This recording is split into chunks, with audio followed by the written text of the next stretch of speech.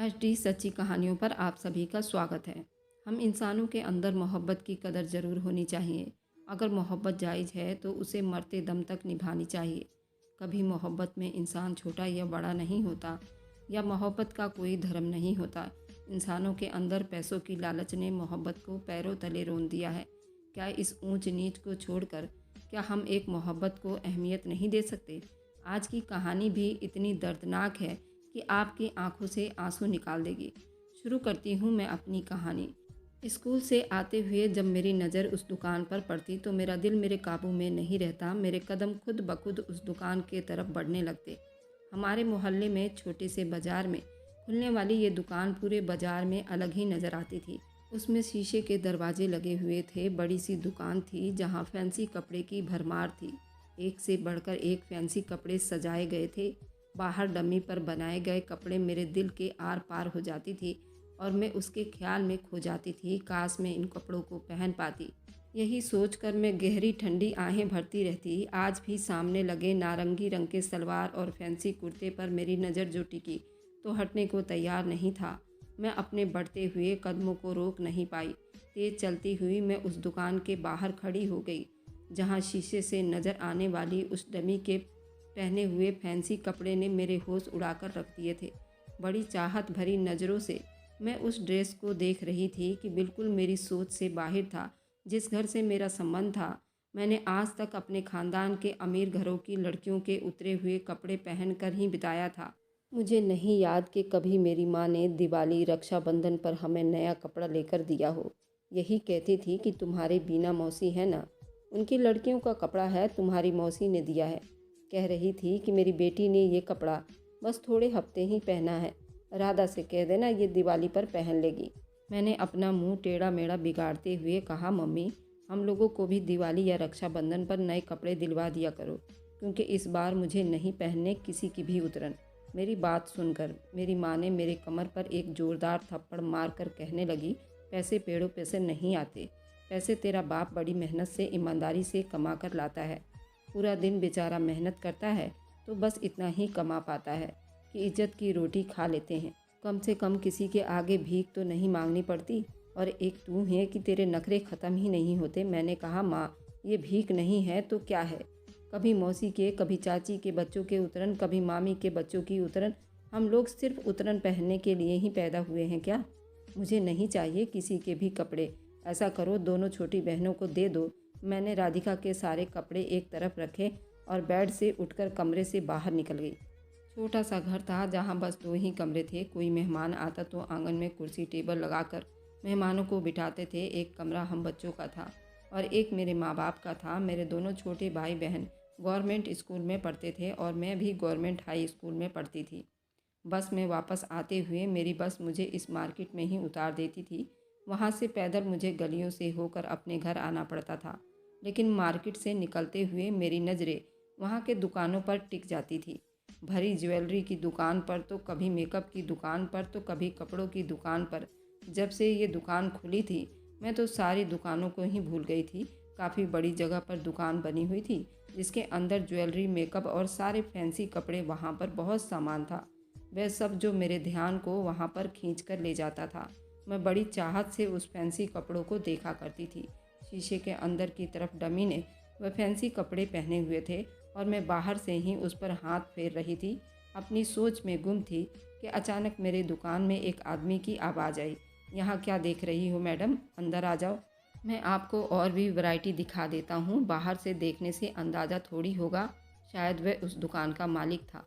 मैंने पलट कर देखा, वह 21-22 साल का लड़का था। काफ़ी हैंडसम भी था। मेरी जेब में फूटी कौड़ी भी तो नहीं थी। मैं तो बस देख रही थी, अपना दिल खुश कर रही थी। मैंने कहा, नहीं नहीं, बस मैं तो यूं ही देख रही थी। वह कहने लगा, अंदर आइए, आपको और भी वैरायटी दिखा देता हूँ। मैंने कहा, नहीं मुझे अभी ज़रूरत नहीं है, बस मुझे ये अच्छी लग रही थी। वैसे इस ड्रेस का क्या प्राइस है? मैंने यूं ही पूछ लिया। वह कहने लगा, वैसे तो ये इतना भी महंगा नहीं है, बस 20,000 का है, लेकिन मैं आपको और कम कर दूंगा। ये बात उसने अपनी एक आंख दबाकर मुझे कही थी, लेकिन मेरे पास तो जेब में 1 रुपये भी नहीं थे। मैंने एक ठंडी गहरी सांस भरी और कहा कि मेरे पास इतने पैसे नहीं हैं, मैं फिर कभी आऊँगी। मैं तो अपना जान छुड़वाना चाहती थी। वह हैंडसम लड़का कहने लगा, आप अंदर तो आइए, मेरे पास और भी वैरायटी के कपड़े हैं और उसके प्राइस भी कम हैं। मेरे दिल में ये लालच आ गई, चलो देख लेने में क्या हर्ज है। ले तो मैं सकती नहीं हूँ, लेकिन देख तो सकती हूँ। चिलमिलाती धूप में बार बार मेरे माथे से पसीना बह रहा था, जिसे मैं हाथ में पकड़े रुमाल से साफ कर रही थी। लेकिन जैसे ही मैं उस दुकान के अंदर दाखिल हुई, एसी की ठंडक ने मुझे अंदर तक बड़ी सुकून दिया था। वह कहने लगा, उफ बड़ी गर्मी है बाहर, आइए मैडम बैठिए। उस वक्त उसकी दुकान पर कोई नहीं था। मैं सामने की कुर्सी पर बैठ गई। वह मुझे अलग अलग तरह के खूबसूरत ड्रेस दिखाने लगा। एक से बढ़कर एक कपड़ा देखकर मेरा जी चाह रहा था कि सारे के सारे खरीद लूं। लेकिन हम गरीबों के पास बस चाहत भरी नज़रें ही रह जाती है, ठंडी आहें उस वक्त उन कपड़ों को देखकर भर रही थी। एक से बढ़कर एक फैंसी जोड़े देखकर मैं उनमें ही खोकर रह गई थी। मेरे होश उस वक्त उड़ चुके थे जब हैंडसम लड़के ने एक हरे रंग का फैंसी दुपट्टा मेरे सर पर उड़ा दिया। मैं एकदम चौंक सी गई थी। मेरी उस पर नज़र पड़ते ही वह मुस्कुरा रहा था। कहने लगा, सामने ही शीशा है, देख लो ये रंग कितना जच रहा है तुम पर, बड़ी प्यारी लग रही हैं। मेरी नज़र के सामने लगे शीशे पर नज़र पड़ते ही मुझे अपना हुस्न बहुत खूबसूरत लग रहा था। मैंने वह दुपट्टा अपने सर से उतार कर वापस रख दिया। मैंने कहा कि उसकी कीमत क्या है। कहने लगा, आप जितनी भी देंगी मैं चुपचाप रख लूँगा।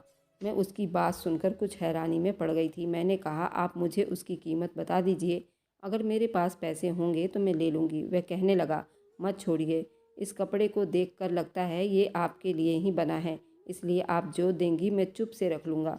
मैंने कहा कि अगर मैं मुफ्त में ले जाऊँ तो। मेरी बात पर वह ठहाके लगाकर हंसने लगा और फिर उसने झट से वह कपड़ा पन्नी में डालकर मुझे पकड़ाने लगा। मुझे उसकी ऐसी हरकत पर बहुत हैरानी हो रही थी। उसने तो सच में वही कपड़ा बिन पैसों में मुझे थमाने लगा था। कहने लगा, ले लीजिए, आप जैसी हसीन लड़की के लिए मेरी तरफ से ये गिफ्ट है। ये सुनकर मैंने जल्दी से उसका दिया हुआ गिफ्ट वहीं रखा और दुकान से बाहर निकल गई। मेरे दिल की धड़कनें बहुत तेज चल रही थी। तेजी से कदम बढ़ाते हुए मैं घर में पहुंची थी। घर आई तो माँ का वही रोज़ का रोना धोना कि थोड़ा थोड़ा खाना खाया करो, नहीं तो जल्दी से बड़ी हो जाओगी तो मुझे तुम्हारी शादी की भी चिंता सताने लगेगी। मुझे इस खाने से रात का भी गुजारा करना होता है, फिर तुम्हारे पापा आते हैं तो ढंग की चीज़ें नहीं होती। मेरी छोटी बहन स्कूल से वापस आ चुकी थी और माँ खाना खाते टाइम वहीं रोज़ की तरह सबको लेक्चर दे रही थी कि कम खाया करो। हम 4 बहनें थी और भाई सबसे छोटा था और इस बात का ताना हमें रोज़ ही अपनी माँ से सुनने को मिलता था। तुम 4 में से कोई एक बड़ा होता तो वह भी तेरे बाप के साथ हाथ बटाता और हमें पैसों के लिए तरसना नहीं पड़ता। मेरी माँ को तो ऐसा लगता था जैसे कि हम अपनी मर्जी से पैदा हुए थे। मेरे पापा का कहना था कि हमेशा इतना ही पाँव फैलाओ जितनी की चादर हो, लेकिन हमारी चादर तो बरसों से ही बड़ी तंग थी। रात को रूखी सूखी खाकर हम सो जाते थे। मैं तो ये सोचती थी कि मेरे पापा के साथ ही मेरे चाचा और मेरे मामा लोग सरकारी दफ्तर में ही काम करते थे, पर पियून थे और उनके घर में किसी चीज़ की कोई कमी नहीं थी और उनके ही बच्चों का हम उतरना पहनते थे। जबकि मेरे पापा भी एक सरकारी दफ्तर में पियून थे, लेकिन एक मेरे पापा की नौकरी तो ईमानदारी पर ख़त्म हो जाती थी। मजाल है कि कभी अपनी तनख्वाह से 1 रुपया भी ऊपर का लाए हों। मैं माँ से हमेशा कहती थी कि पापा क्यों अपनी नौकरी का फ़ायदा नहीं उठाते, चाचा भी तो नौकरी में हैं, उनके घर में तो ऐसी कोई तंगी नहीं है जैसे हमारे घर में है।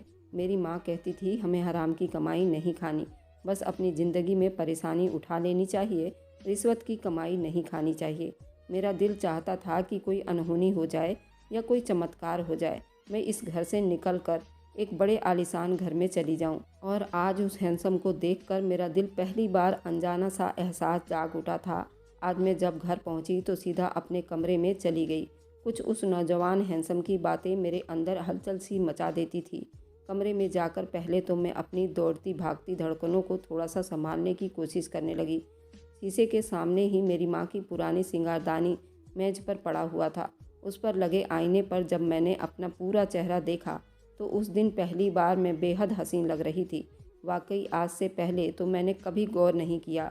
मेरा रंग भी एकदम दूध जैसा सफ़ेद था। मेरे नैन नक्श भी तो बड़े प्यारे थे। मेरे खूबसूरती में मेरे बाल तो और ही ज़्यादा चार चांद लगा रहे थे। मेरे बाल मेरे घुटनों से नीचे थी। बस कमी क्या थी, बस मैं गरीब थी जिसे मैं मार खा जाती थी, वरना मुझ में कोई कमी नहीं थी। अब तो जब भी मैं स्कूल से वापस मार्केट में उतर जाती तो वह हैंडसम नौजवान अपनी दुकान से बाहर मुझे देखकर मुस्कुरा रहा होता। मैं जल्दी से नज़रें झुकाकर घर आ जाती थी। मगर एक बार सुबह स्कूल जाते हुए मेरी दोनों बहनें मेरे साथ होती थीं। वह मोहल्ले में ही गवर्नमेंट स्कूल में जाती और मैं बस स्टॉप पर खड़ी अपने बस का इंतज़ार करने लगती। मैं बहुत दिल लगाकर पढ़ती थी क्योंकि मैं जानती थी कि मेरी डिग्री मुझे इस गरीबी से दूर कर सकती है। एक दिन मैं यही बस स्टॉप पर खड़ी बस का इंतज़ार कर रही थी कि जब मैंने उस हैंडसम नौजवान को देखा, जबकि उस वक्त मार्केट भी बंद था। फिर वह हैंडसम नौजवान इस बस स्टॉप पर क्या कर रहा था। जैसे ही मेरा उसकी नज़रों का आमना सामना हुआ, मुझे देखकर मुस्कुराने लगा। मैंने जल्दी से अपनी नज़रें हटा ली और उस वक्त मेरी बस भी आ चुकी थी। मैं बस पर सवार हुई तो वह भी मेरे बस में ही बैठ गया। लेकिन जैसे ही मैंने अपने स्कूल के लिए बस से नीचे उतरी तो वह भी नीचे उतर गया। ये देखकर मैं कुछ घबरा गई थी। वह गली भी बहुत सुनसान थी। थोड़ा दूर जाकर ही स्कूल की लड़कियां नज़र आती थीं। जैसे ही मैं बस से उतरी तो वह तेज़ कदम उठाकर मेरे बराबर में चलने लगा। कहने लगा, मेरा नाम अखिलेश है और जिस दुकान पर मुझे मिला था वो मेरी खुद की अपनी दुकान है। मेरा इरादा तो ज़्यादा पढ़ाई करने की थी, लेकिन 12वीं पढ़ते ही मेरे माँ बाप ने मुझे दुकान पर बैठा दिया। मैं उसकी बातें सुनकर हैरान थी। ये सारी डिटेल मुझे क्यों बता रहा था। मैंने कहा, आप मेरा पीछा क्यों कर रहे हैं। ये सुनकर वह मुस्कुराने लगा। कहने लगा, आप मुझे बहुत अच्छी लगती हैं। इसलिए मैंने कहा, देखिए मैं ऐसी वैसी लड़की नहीं हूँ। कहने लगा, मैं भी शरीफ घर का लड़का हूँ, लेकिन दिल के हाथों मजबूर हो चुका हूँ। आपके सिवा कुछ जचता ही नहीं। राधा, मुझ पर यकीन करिए, वह कपड़े मैंने आपके लिए अब तक संभाल रखा है। आप मेरी दुकान पर कब आओगी। मैंने उसे अभी भी कोई जवाब नहीं दिया, बस कहा कि वो मेरा पीछा ना करे। ये कहकर मैं तेज कदम बढ़ाती हुई अपने स्कूल की तरफ बढ़ गई। उस दिन मैंने बड़े तसल्ली से सोचा था कि वह लड़का मुझसे मोहब्बत करने लगा है और है भी अमीर और इतनी बड़ी दुकान का मालिक है और मुझे किस्मत इतना अच्छा मौका दे रही है तो मुझे भी अपना किस्मत आजमा लेनी चाहिए। अब जब भी वो मुझे मुस्कुरा कर देखता तो मैं भी मुस्कुराने लगती। धीरे धीरे मेरी उस लड़के से दोस्ती हो गई। मैं जब भी स्कूल से वापस आती तो सीधा उसकी दुकान पर चली जाती। वह पहले सारे ग्राहकों को निपटा देता। जब मैं अकेली उसकी दुकान पर रह जाती तो वह कभी मुझे कान में पहनने के लिए जेवर देता, तो कभी अंगूठी, तो कभी कोई चीज़ मुझे दे देता जिसे मैं अलमारी में छुपा कर रखती थी। उसकी दुकान पर कीमती कॉटन के कढ़ाई वाले कपड़े भी थे।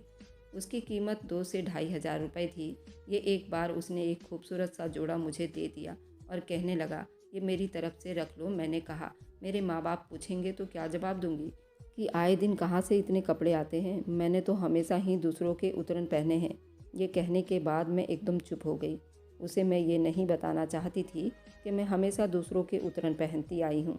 मेरी अधूरी बात को उसने ही पूरा किया। कहने लगा कि कह देना कि तुम्हारी किसी दोस्त ने तोहफे में दिया है। ये सुनकर मैं खुशी खुशी वे कपड़े लेकर अपने घर चली आई। अब उस लड़के की मेहरबानियाँ मुझ पर बढ़ने लगी थी। एक बार उसने मेरे हाथ में मोबाइल थमा दिया। ये देखकर मैं हैरान रह गई, क्योंकि जो मोबाइल उसने मुझे दिया था वह कम से कम 25-30 हज़ार रुपये से कम नहीं था। कहने लगा, इसे रख लो। मैंने कहा, मैं क्या करूँगी। वह कहने लगा, रात को मुझसे बात किया करना। मैंने वह भी रख लिया। अब ये तो आए दिन ही मुझे गिफ्ट देता और मैं रख लेती। अब मैं उससे फ़ोन पर बातें भी करने लगी थी। उन्हीं बातों के बीच में हमने अपने मोहब्बत का इजहार भी किया था। लेकिन अब वह मुझसे कुछ फरमाइशें भी करने लगा था। कभी कहता कि जो जोड़ा मैंने तुम्हें दिया था वो मुझे पहन कर दिखाओ। कभी कहता कि इस बार मैं तुम्हें फैंसी नाइटी देना चाहता हूँ, लेकिन बदले में मुझे तुमसे कुछ चाहिए। उन 2 महीनों में पहली बार उसने ये फरमाइश की थी। मैंने कहा कि तुम जानते भी हो कि मेरे पास इतने पैसे नहीं होते कि बदले में मैं तुम्हें गिफ्ट दे सकूं। वह कहने लगा, बस जब तुम अकेली घर पर रहा करो तो मुझे बता देना और ये जोड़ा पहनकर मुझे दिखा देना। मैंने कहा, ऐसा कैसे मुमकिन है। कहने लगा, मुझे नहीं मालूम, कुछ भी करो राधा, बस मुझे तुम अपना पहना हुआ ड्रेस दिखा देना। उसकी ये बात सुनकर मैं परेशान सी हो गई थी, लेकिन उसकी इच्छा टाल भी नहीं सकती थी। एक बार मेरी माँ मेरी मौसी के घर चली गई थी। घर में छोटी बहन थी। मैंने सोचा कि आज मैं अखिलेश को घर बुला लेती हूँ। मैंने अपनी छोटी बहन को बहाने से उनके दोस्तों के घर भेज दिया और कहा कि 2 घंटे से पहले घर भी मत आना। वह खुशी खुशी चली गई। मैंने फ़ोन करके अखिलेश से कह दिया कि इस वक्त वह अपने घर में बिल्कुल अकेली है। ये सुनना था कि वह मेरे लिए बहुत से कीमती गिफ्ट लेकर घर पहुंचा था। कहने लगा, ये सब तुम्हारे लिए है। जब मैंने वह गिफ्ट वाला पन्नी खोलकर देखा तो उसमें वही ग्रे वाला सूट और नाइटी था। वह देखकर तो मेरी आंखें चमक उठी थी। वह मुझे खुश देखकर मेरे करीब आकर कहने लगा, जल्दी से पहनकर दिखाओ। मैंने भी वह नाइटी पहन ली। वह देखकर तो अपनी आंखें झपकना भूल गया था। उसने कुछ तस्वीरें मेरे साथ खींचनी शुरू कर दी थी। मैंने कहा, ये क्यों खींच रहे हो? तो वह कहने लगा, बस मेरे पास ही सुरक्षित रहेगी। उसने एक वीडियो भी बनाई थी जिस पर वो मेरे साथ बहुत पास में खड़ा था। कह रहा था कि बस राधा, ये वीडियो मेरे फ़ोन में ही रहेगा और मेरा जब जी चाहेगा मैं तुम्हें देख लिया करूँगा। मेरी यही मूवी बनाते हुए मेरे बेहद करीब हो चुका था। उस वक्त हम दोनों ही घर में अकेले थे, इसलिए मेरा दिल बुरी तरह से बेचैन भी था। मैंने जल्दी से पीछे हट गई थी। मेरे पीछे हटने पर उसने अपना मोबाइल बंद किया और जेब में रख लिया। वह कहने लगा, राधा, अब तुमसे दूर रहना मेरे लिए बहुत मुश्किल हो गया है। मैंने कहा, तुम अपना रिश्ता मेरे लिए क्यों नहीं भेज देते? मेरी बात सुनकर उसके चेहरे के असर बदलने लगे थे। कहने लगा, मेरे माँ बाप कभी नहीं मानेंगे। मैंने कहा, क्यों नहीं मानेंगे? अखिलेश, मैं तुम्हारे बगैर किसी और की नहीं हो सकती। मेरी माँ मुझसे कह चुकी हैं कि ग्रेजुएशन के बाद मैं तेरी शादी कर दूंगी। मेरी बात सुनकर वह परेशान हुआ। कहने लगा, मुझे कुछ टाइम दे दो, मैं उन्हें मनाने की कोशिश करूँगा। तुम मेरा इंतज़ार करना राधा, मैं सबको राज़ी कर लूँगा। ये कहकर वह रुका नहीं था, जल्दी से वापस चला गया था। थोड़े घंटे के बाद जब मेरी मम्मी घर वापस आईं तो वह बड़ी खुशी से उन्होंने मुझे 3 जोड़े कपड़े ला कर दिए जो बिल्कुल नए थे। कहने लगी, तुम्हारी मौसी ने तुम्हारे लिए कपड़े भेजे हैं। मुझे ये देखकर बहुत हैरानी हुई थी कि आज मौसी को ये ख्याल कैसे आ गया, वरना तो हमेशा अपनी बेटी राधिका के उतरन ही मुझे भेजा करती थी। उसके बाद जो खबर माँ ने मुझे सुनाई, मेरे होश उड़ गए थे। कहने लगी, तुम्हारी मौसी ने अपने पड़ोस में एक लड़के का रिश्ता मांगा है। ये सुनकर मैंने हैरानी से अपनी माँ को देखा था। उन आंटी का तो बस एक ही बेटा था और वह शादीशुदा था और मुझसे 10 साल बड़ा भी था। मैंने कहा, मम्मी, आंटी का कौन सा बेटा है? रोहन के अलावा? माँ कहने लगी, अरे अपना रोहन ही तो है। माँ की बात सुनकर मेरे चेहरे का रंग बिल्कुल उड़ गया था। मैंने माँ से कहा कि आप होश में तो है ना? रोहन शादीशुदा है। माँ कहने लगी, अरे उसकी पत्नी तो बड़ी नखरे वाली थी, 4 साल भी टिक ना सकी। रोहन ने उसको डिवोर्स भी दे दी है। उसे सुनकर मैं अपने होश खो बैठी थी, जबकि मैं जानती थी कि उनकी पत्नी बहुत अच्छी थी। क्योंकि मैं अपनी मौसी के घर जाया करती थी तो उन आंटी के घर भी आना जाना था और मेरी रोहन की पत्नी से भी काफ़ी अच्छी जान पहचान हो गई थी, इसलिए मैं उसकी पत्नी को काफ़ी अच्छे से जानती थी और वह एक बहुत अच्छी औरत थी। मगर आंटी के बच्चे बड़े ही बदतमीज़ और अकड़ू टाइप के थे। रोहन तो मीना भाभी पर हाथ उठाने भी लगा था। मैंने कहा कि नहीं माँ, मैं किसी हाल में भी रोहन से शादी नहीं करूँगी। मेरी माँ मेरी बात सुनकर भड़क उठी थी। कहने लगी, अरे रोहन महीने के लाखों रुपए कमाता है। राधा, तुझे तो अपनी किस्मत पर खुश होना चाहिए था। मैंने कहा, नहीं, मैं रोहन से बिल्कुल भी शादी नहीं करूँगी। ये कहकर मैं अपने कमरे में चली गई थी और रोने लगी थी। रात को जब मैंने अखिलेश को फ़ोन किया ताकि उसे बता सकूं कि मैं किस मुसीबत में फंस गई हूं, अखिलेश बस वह जल्द से जल्द अपना रिश्ता भेज दे। अखिलेश का तो फ़ोन ही बन जा रहा था, जबकि वह रोज़ रात को मुझसे बात करता था। आज से पहले उसका फ़ोन कभी बंद नहीं होता था। मैं बेहद परेशान होने लगी थी। अगले ही दिन मैं मार्केट चली गई, लेकिन आज उसकी दुकान पर कोई बुढ़िया सी औरत बैठी हुई थी। शायद अखिलेश की माँ थी, इसलिए मैं मायूस होकर घर लौटी थी। मैंने अखिलेश को बहुत फ़ोन किया, लेकिन उसका फ़ोन बराबर स्विच ऑफ आ रहा था। जब भी उसकी दुकान पर जाती तो अखिलेश की जगह उसके माँ बाप बैठे होते। कुछ देर में वहाँ दुकान के बाहर खड़ी रहती। एक बार मैंने दुकान के अंदर चली गई। वह आदमी कहने लगा, आपको क्या काम है बेटा? रोज़ मैं आपको देख रहा हूँ कि आप दुकान के बाहर थोड़ी देर खड़ी होकर चली जाती हो। मैंने कहा कि मैं आपकी दुकान से एक कपड़ा लेकर गई थी। आपका बेटा उस वक्त यहाँ बैठा रहता था। 500 के नोट का उसके पास चेंज भी नहीं था, इसलिए उसने कहा कि वो मुझे पैसे बाद में दे देगा। मैं रोज़ उसी को देखने आती हूँ ताकि अपने पैसे वापस ले सकूँ। आंटी, वह कब आएगा? मेरी बात सुनकर उस आदमी ने हैरानी से कहा था, मेरा तो कोई बेटा यहाँ नहीं बैठता। ये सुनकर तो मेरे होश ही उड़ गए थे। मैंने कहा कि फिर वह अखिलेश कौन है जो आपसे पहले दुकान पर बैठा करता था? ये सुनकर उस आदमी के चेहरे का असर बदल गया था। कहने लगा, वे लड़का तो मेरा नौकर था। कमबख्त पिछले 2 महीने में उसने 40,000 का सामान मेरे दुकान से गायब कर चुका था। पैसों के अलग से ही उसने हेरा फेरी की थी। मैंने उसे नौकरी से निकाल दिया है। तुम बताओ कि तुम्हारे कितने पैसे थे, वह मैं दे देता हूँ। मैं क्या बताती, मेरा तो दिमाग ही सोचने पर मजबूर था। मैं बुझे दिल के साथ घर पहुँची तो मेरी माँ बेहद गुस्से में खड़ी थी। मेरे मम्मी पापा घर पर इकट्ठे थे, जो अपना सर पकड़े बैठे थे। सामने मेरे चाचा भी मुझे गुस्से से देख रहे थे। मुझे हैरानी थी, ये सब यहाँ क्यों जमा हो रखे हैं। मेरी माँ आगे बढ़ी और मेरे मुंह पर जोरदार थप्पड़ मारकर कहने लगी, तुम मर क्यों नहीं गई? ये सब करने से पहले हमारे भरोसे का तूने हमें ये परिणाम दिया है। मैं समझ नहीं पा रही थी कि मैंने क्या किया है। मैंने माँ से कहा, क्या है? ये बात कही थी कि मेरे चाचा ने अपने मोबाइल मेरे सामने रख दिया, जिस पर मेरी और अखिलेश की वीडियो लगी हुई थी। ये देखकर मैं सांस लेना ही भूल गई थी। अखिलेश ने मुझे कहीं का नहीं छोड़ा था। उसने मेरी और अपनी वीडियो वायरल कर दी थी, मुझे बदनाम करके रख दिया था। मेरी माँ रोने लगी, मुझसे कहने लगी, तूने हमें कहीं मुंह दिखाने के लायक नहीं छोड़ा। मेरे पास कोई जवाब भी नहीं था। अखिलेश ने मोहब्बत के नाम पर मुझे बहुत गहरी चोट दी थी। वह तो कहता था मैं उसकी इज्जत हूँ, मेरे खातिर वह सबसे लड़ जाएगा, लेकिन सब झूठ था। 2 दिन के अंदर मेरी शादी रोहन के साथ कर दिया गया। मेरे माँ बाप ने रोहन के आगे हाथ जोड़ा, रोहन के माँ बाप के आगे भी हाथ जोड़ी। मेरी किस्मत में शायद उतरन ही लिखी थी। मेरा पति भी एक उतरन ही था, शादीशुदा मिला। रोहन मुझे हर वक्त कैरेक्टरलेस लड़की ताने देता रहता था। मैंने अपने मुंह पर ताला लगा दिया था। रोहन को जब गुस्सा आता था तो वो मुझे बहुत मारता था। कहता था, न जाने तूने उस लड़के के साथ कितनी बार अपना मुंह काला किया होगा। मेरा जुर्म बस मोहब्बत करना था। मैंने अखिलेश के साथ कोई पाप नहीं किया था, लेकिन फिर भी मैं एक गलत लड़की कहलाने लगी थी। अखिलेश की माँ ने मुझे नौकरानी बनाकर रख लिया था।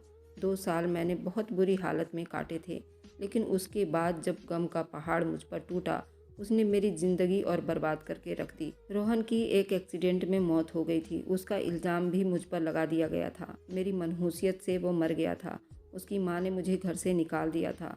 फिर से मैं अपने मायके आकर बैठ गई थी। मेरे पापा का ट्रांसफ़र दूसरे शहर में हो गया था। मैंने दोबारा से अपनी पढ़ाई पूरी की और गवर्नमेंट स्कूल में पढ़ाने लगी। मेरी छोटी बहनें शादी के काबिल हो चुकी थीं। दोनों बहनों की मैंने शादी खुद की थी। मेरे माँ बाप मुझसे अब भी बात नहीं करते थे।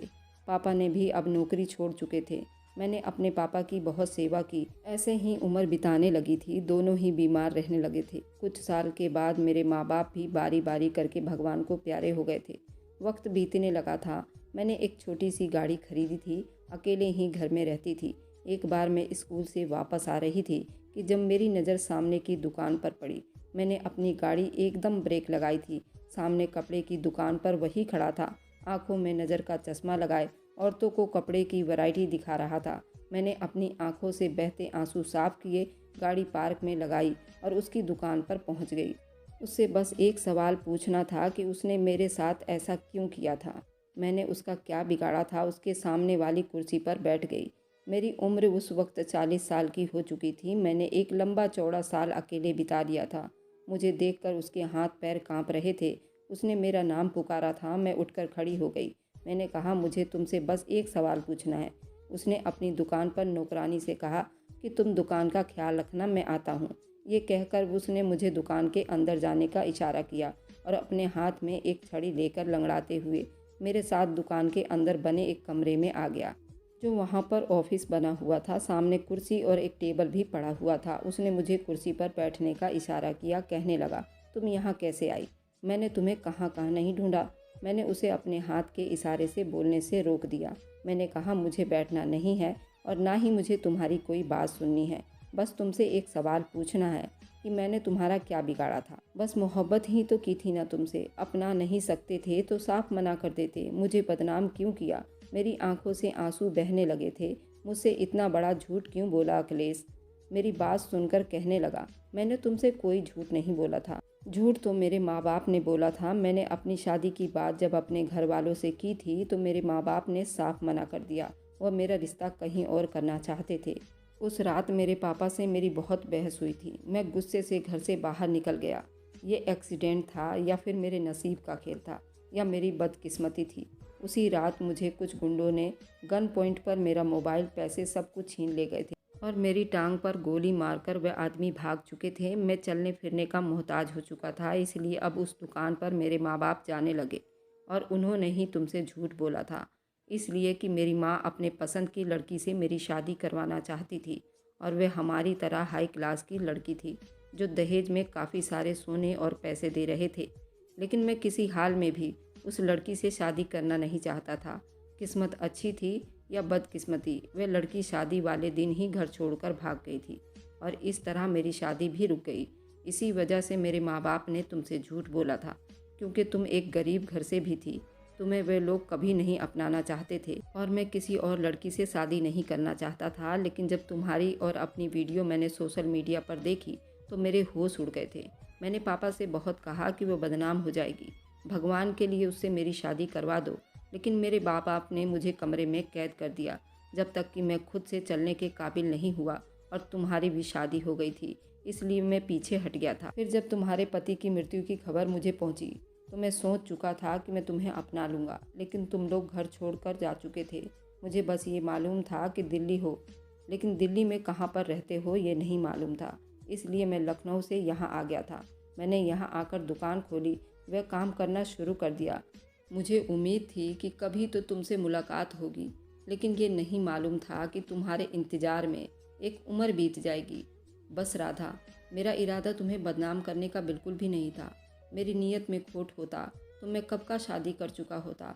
उस वक्त जब हम दोनों कमरे में अकेले थे मैं तुम्हारे साथ कुछ भी कर सकता था, लेकिन मुझे तुमसे मोहब्बत थी, इसलिए इज्जत से अपनाना चाहता था। लेकिन मोबाइल चोरों ने हमें बदनाम कर दिया। अखिलेश की बात सुनकर मैं चुप सी हो गई थी। उसकी आंखों से आंसू बह रहे थे।